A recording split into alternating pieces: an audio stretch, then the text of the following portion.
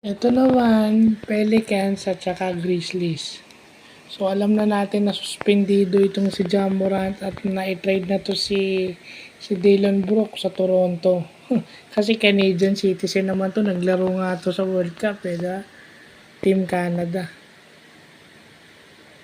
Nakuha nga nila yung bronze, di ba? But ang laking adjustment nitong kasi yung impact ni Ja Morant on both offense and defense, yun yung nawawala. Kaya kita nyo, dikit yung laro offensively kasi may laban na yung Grizzlies sa Pelicans. Kaso sa depensa lang nagkakatalo dahil kumpleto tong Pelicans ngayon. Nandiyan si Zion, si Ingram, si CJ McCollum, nandiyan yan, si Valanciunas. So on every position meron silang player eh. Meron pa silang mga off the bench na role players. So, yun lang yung nawawala, yung impact ng Ja Morant kasi maraming off the court issues eh. At saka yung defensive impact ni Dillon Brooks na pang-asar sa kalaban na minsan pag sumobra, parang si Abueva to si Dillon Brooks. Minsan uncontrollable. Pero makita nyo pagka nag-focus sa laro, maraming papahirapan. Yun yung nawala sa Memphis Grizzlies. Pero nakita nyo, 7 points yun lamang. Ibig sabihin, depensa yung Kasi pag sinabi mong offense, dikit yung laban kasi shoot siya. Kaso ang doon, hindi na stop firmly yung Pelican sa gustong gawin.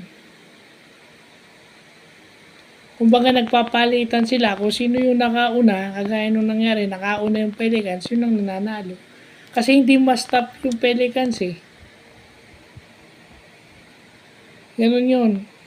Pag meron kang offensive firepower, didikit ka sa kalaban. Pero pag hindi mo sila na-stop, hindi ka mananalo.